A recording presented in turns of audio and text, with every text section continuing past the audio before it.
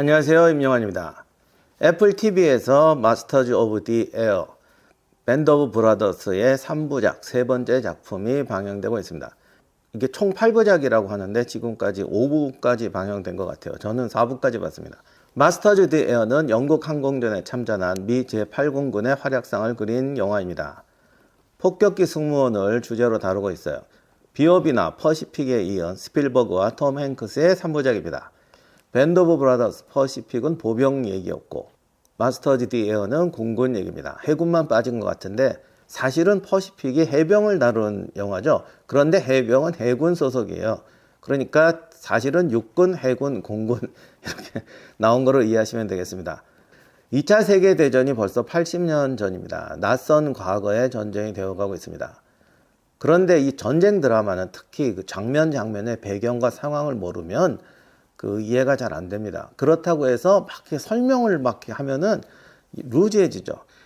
마스터즈 오브 디 에어는 폭격기 승무원을 다룬 영화고 이런 전쟁이 1940년대에서 50년대에 벌어진 다음에 완전히 사라진 유물이 됐습니다. 물론 지금도 공군이 있고 폭격기가 있지만 이때 전쟁이 겪었던 모든 경험을 토대로 무기가 엄청나게 발전하면서 처음 이 폭격이라는 개념이 등장했을 때 꿈꾸었던 이상이 실제로는 첨단 무기로 인해서 이제나 구현이 되는 거죠. 그 이전까지 첨단 무기가 구현할 수 없었던 그럼 전술의 이상은 어떻게 구현하느냐? 병사들의 피와 땀과 목숨으로 구현하는 겁니다.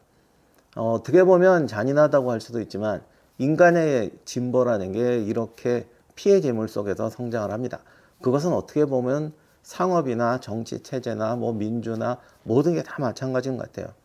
그러니까 제가 이런 얘기를 하는 이유도 그러니까 참고 살자가 아니고 그렇기 때문에 우리가 지금까지 누리고 있는 모든 것들이 어떤 고난과 고통 속에서 만들어졌는가를 알고 그것을 통해서 앞으로의 사회는 좀 더 이상적이고 아름다운 모습으로 만들어 가자 하는 의미에서 살펴보는 겁니다.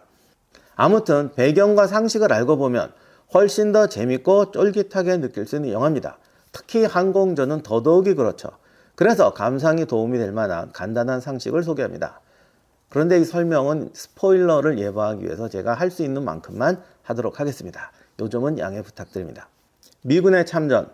주인공인 제8공군은 진주만 폭격 다음 달인 1942년 1월 유럽 전쟁에 파견할 목적으로 창설한 부대입니다. 8공군이 영국에서 B-17 폭격기를 몰고 최초의 작전을 시작한 날이 1942년 8월 17일입니다. 이 주인공들은 조금 그 뒤에 등장하는데 주인공인 이건과 벅소령에 속한 부대는 제13 전투비행단 소속의 제100 폭격 비행전대였습니다.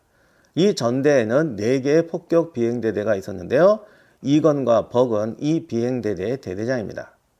1개 대대당 폭격기가 8대에서 12대 정도 배치되어 있었습니다. 13 전투비행단에는 100 폭격 비행전대 말고도 390, 95 폭격 비행전대가 있었고 함께 작전에 나서기도 합니다. 물론 당연히 서로 열심히 씻고 우리가 최고야 이런 얘기는 계속 나옵니다. 1차 세계대전 이후로 공군과 군용기가 급속히 발달합니다. 이 과정에서 전투기 위주로 개발할 거냐 폭격기 위주로 개발할 거냐를 두고 엄청난 논쟁이 벌어집니다. 폭격기도 개발 방향, 즉 전략 폭격이냐 전술 폭격이냐를 두고 굉장한 논쟁이 벌어지고 이게 또 나라마다 방향이 달라집니다. 전략 폭격이란 적의 전쟁 수행 능력을 공격하는 폭격을 말합니다. 경제, 산업력, 무슨 군수공장, 철도 이런 거 타격하는 게 전략 폭격입니다. 전술 폭격은 전투에 참여하는 부대를 지원하는 폭격입니다. 부대의 기동을 지원하는 폭격이다. 이렇게 정의하는 경우도 있습니다. 전략 폭격 개념에서 제일 앞선 나라가 미국이었습니다.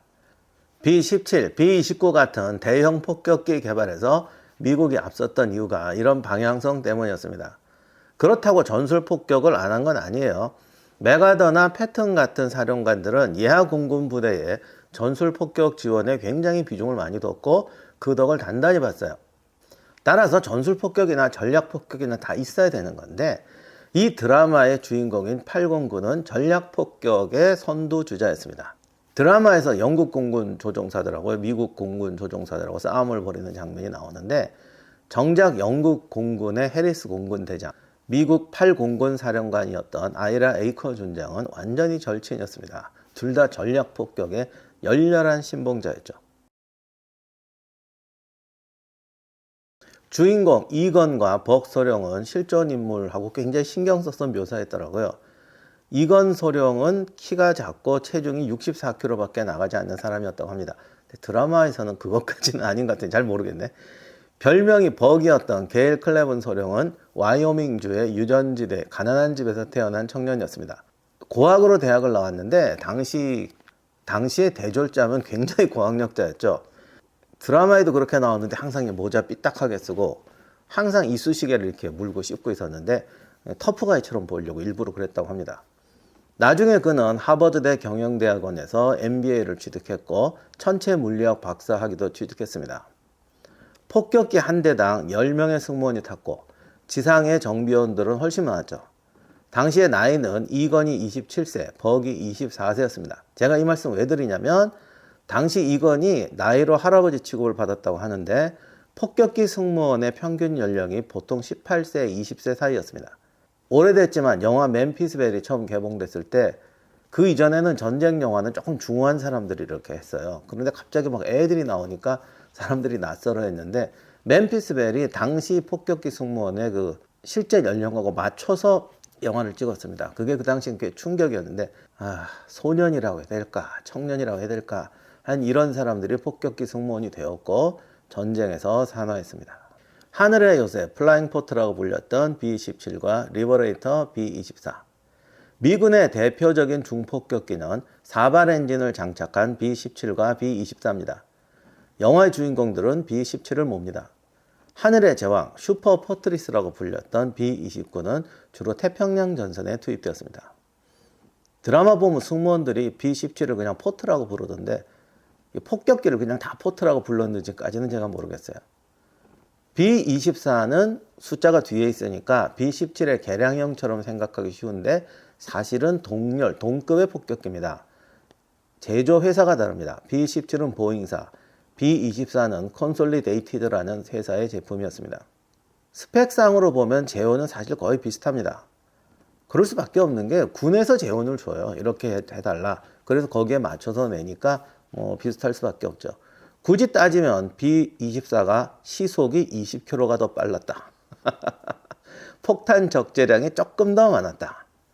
B-17 포트는 보다 높은 고도에서 비행할 수 있었다. 하여간 승무원들은 다 자기께 최고라고 그러니까 애들이잖아. 맨날 이런 거 갖고 싸운대. 서로 그냥 비웃고. 그런데 다른 여러 책이나 기타 등등 보면은 종합 점수로 따지면 B-17이 조금 낫다라는 평입니다. B-17은 보다 조금 더 높은 고도에서 비행할 수 있었고 사실 이게 결정적인데 조종성과 생존성에서 B-17이 압도적으로 우위였습니다. B-17은 4개의 엔진 중에서 1개만 작동해도 날 수가 있었어요. 그런데 B-24는 이게 안 됐다고 그러네. 엔진 하나만 고장나도 조종이 힘들었다고 합니다.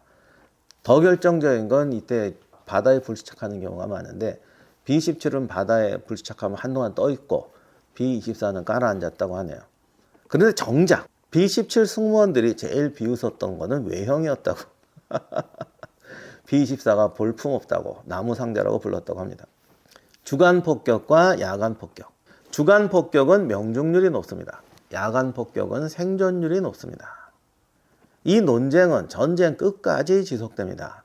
미군은 주간 폭격을, 영국군은 야간 폭격을 신봉합니다. 물론 영국군 내에서도 주간 폭격 주장이 계속은 되고 있었습니다. 야간 폭격은 명중률이 낮으니까 이렇게 야간 폭격하다가 언제 전략 폭격이 되느냐. 주간 폭격은 명중률은 높지만 희생자가 많습니다. 주간 폭격하다가는 적진지 다 초토화시키기 전에 우리가 다 죽는다. 미군이 주간 폭격을 신봉한 데는 나름 이유가 있었어요.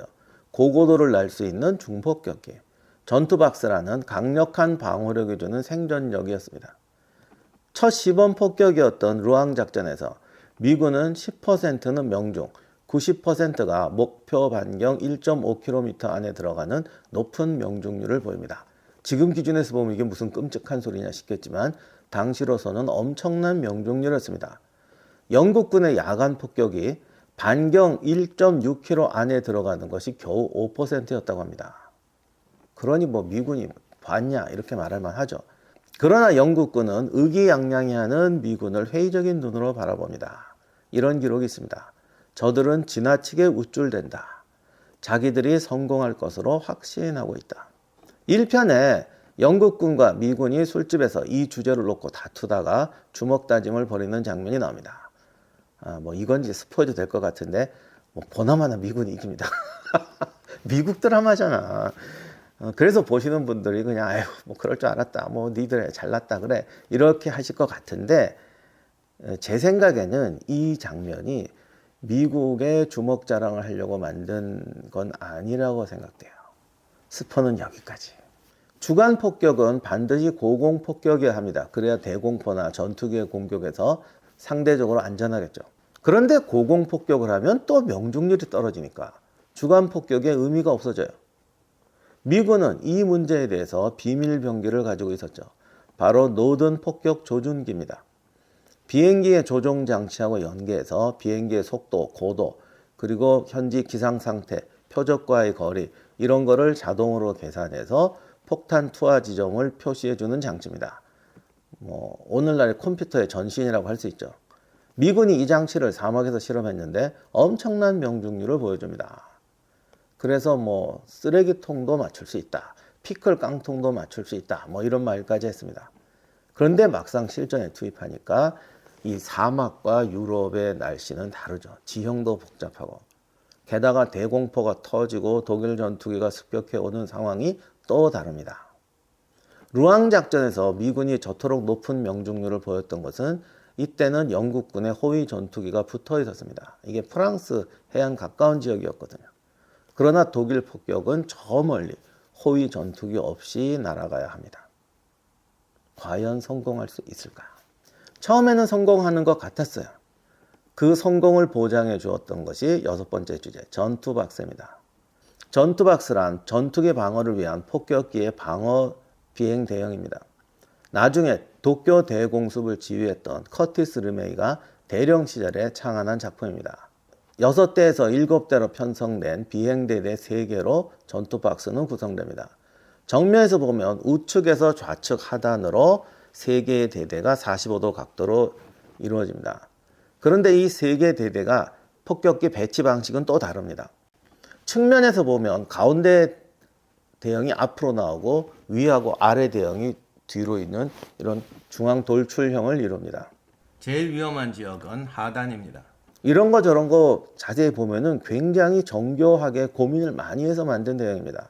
미군 폭격기는 열정의 기관총을 위, 아래, 양쪽 측면 그리고 뒤에 배치합니다. 기관총에 사각이 없고 전투기가 어느 방향에서 접근해 오든지 간에 십자 화망에 넣을 수 있도록 배치한 것이 전투박스입니다. 미군은 이 전투박스가 무적이라고 믿었습니다. 어떤 전투기 편대도 승리할 수 없는 강철의 방어 대형이라고 자신했죠. 당시 호위 전투기는 항속거리가 짧아서 폭격기를 끝까지 호위할 수가 없었어요. 잘해야 독불 국경 정도까지만 올 수 있었습니다. 미군이 주간 폭격을 주장한 이유가 이 전투박스가 전투기 호위가 불필요한 강력한 방어력을 제공할 것이라고 믿었기 때문입니다. 초반에는 실제로 어느 정도 효과를 봤는데요. 문제는 상대도 진화한다는 거죠. 호위 전투기와 레드테일스. 4회까지는 등장하지 않았지만 오프닝 화면에 흑인 조종사들이 등장합니다. 이들이 P-51 머스탱을 모는 폭격기 호위 전투기 부대입니다. 꼬리에 붉은 칠을 했다고 해서 레드테일스라고 불렀죠. 이거는 이 부대를 자랑하려고 한 게 아니고 독일의 메사슈미트하고 구분하기 위해서 표시한 겁니다. 이들을 주인공으로 한 레드테일스라는 영화도 이미 나왔었죠. 전투기 박스도 언젠가는 무력해집니다. 막대한 희생이 나고 결국 미군은 전투박스가 아닌 호위 전투기의 엄호가 절실해지죠. 이를 해결해준 마법의 전투기가 P-51입니다. 항속거리가 2600km 정도였어요.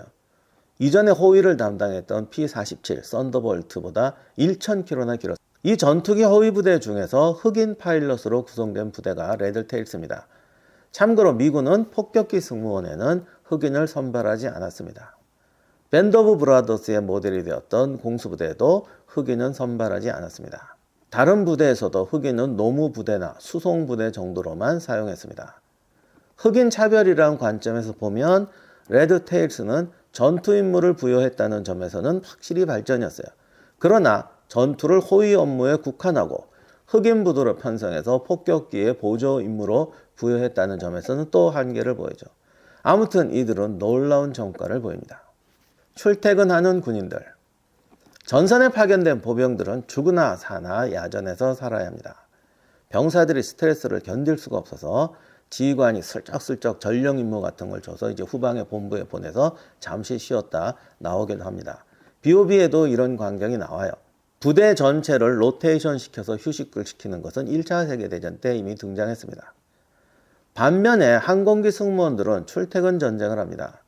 적국 후방에 침투했다가 이게 돌아오면 맥주홀로 여자를 꼬셔서 호텔로 갑니다.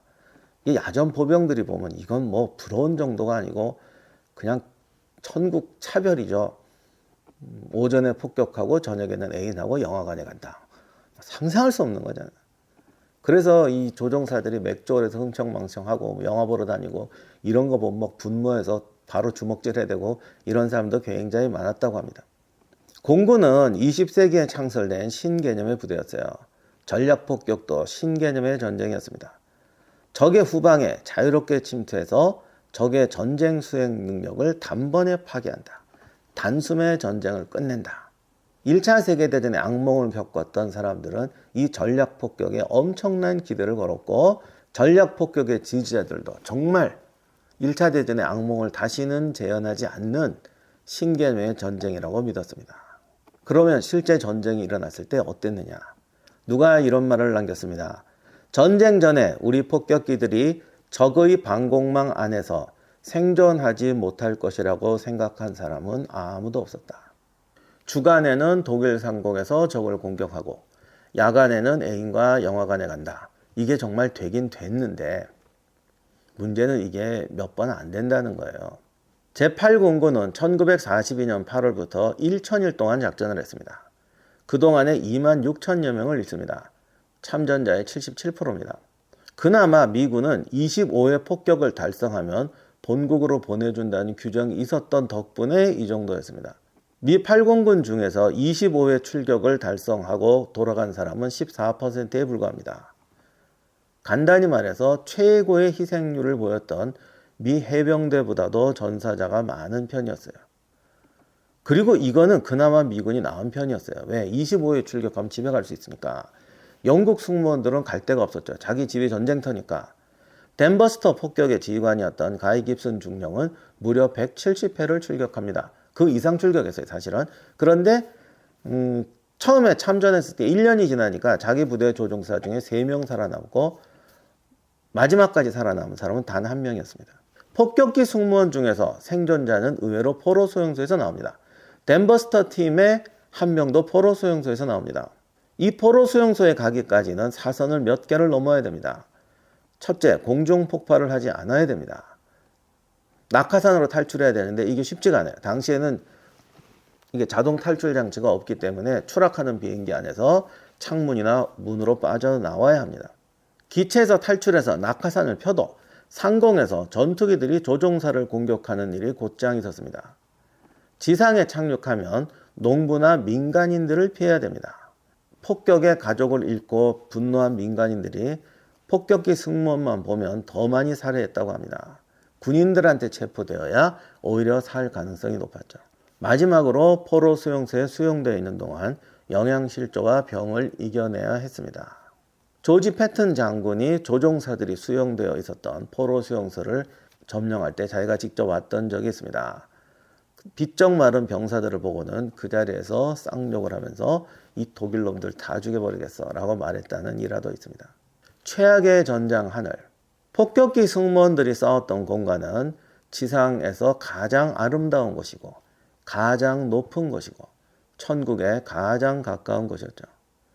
고도 6,000m, 8,000m 상공은 정말 아름답긴 하지만 완벽한 죽음의 공간이었습니다. B-29 이전에 폭격기에는 여압장치가 없었습니다. 그러니까 우리가 지금 비행기 타면은 그냥 버스 탄 것과 똑같이 생활할 수가 있는데 이게 가능하게 하는 게 여압장치입니다. 당시에는 이게 없어서 기내에서는 영하 수십 도의 살인적인 추위, 산소 부족이 승무원을 괴롭힙니다. 추위 때문에 연필조차 제대로 잡을 수가 없었다고 합니다. 그리고 산소가 부족하면 행동이 느려지고 두뇌 회전이 느려져서 지능이 뚝 떨어집니다. 그러니까 산소호흡기로 산소를 들이마시긴 하는데 이게 하여간 제정신이 아닌 거예요. 당시 폭격기는 GPS가 없어서 항로를 잘못 잡으면 적진이나 바다에 추락해야 했습니다. 항법사에게 전 승무원의 목숨이 걸려 있어요. 이런 상황에서 항법사들은 진로를 찾고 계산을 해내야 됐습니다. 항공기 기체는 방탄 기능이 없습니다. 참호도 없는 그야말로 공중에 떠있는 무방비 상태의 표적입니다. 나중에 승무원들에게 철판을 넣은 방탄복을 지급했다고는 합니다. 근데 문제는 이렇게 되니까 몸이 더 둔해지는 거죠. 영화는 이런 고충을 표현하려고 상당히 노력합니다. 그러나 이런 보이지 않는 고통이 이게 묘사하기가 제일 어렵죠. 그래서 이런 점을 좀 알고 보시면 더 생생하게 느낄 수 있으실 것 같습니다. 마스터즈 오브 디 에어의 원작. 마스터즈 오브 디 에어는 도널드 밀러의 작품을 원제 그대로 따온 것입니다. 이 책은 이동훈님의 번역으로 현재 출간이 되어 있습니다. 영화는 8부작이라고 해도 이 내용 중에 지극히 일부예요. 상당히 많은 이야기, 결코 낭만적이지도 않고 그 어떤 부대보다 죽음에 근접해서 싸웠던 사람들의 이야기가 이 책에 있습니다. 제가 밴드 오브 브라더스도 꼭 책으로 한번 보시라고 권해드리는데 밀리터리, 전쟁사에 관심이 있는 분이라면 절대 영화로 만족하지 마시고 책을 반드시 읽어보시기를 권합니다. 같은 번역자 작품으로 영국 공군 폭격기 조종사였던 가이 깁슨의 책 댄버스터도 함께 추천해드립니다. 170회 이상을 출격했던 영국 공군 최고의 조종사 가이 깁슨이 자기 직접 전쟁 중에 썼던 이야기입니다. 항공전 전체의 어떤 개요를 보는 데는 이 책이 훌륭하지만은 이 댄버스터는 정말 전장에 밀착해 있는, 그리고 또 조종사의 개인 이야기뿐만이 아니라 전체 전쟁이라든가 폭격기라는 게 얼마나 다루기 힘들고 여러 가지 문제가 있고, 그러니까 우리가 그냥 눈으로 보고 그냥 비행기 뭐나 보다, 정말 얼마나 많은 고충과 애환 속에서 살았는지를 생생하게 보여주는 점에서는 이 책도 아주 훌륭합니다. 어느 것부터 보는 게 좋을까? 둘 다 보세요. 이상으로 마치도록 하겠습니다. 나중에 기회가 되면 드라마 리뷰도 한번 해보도록 하겠습니다. 감사합니다.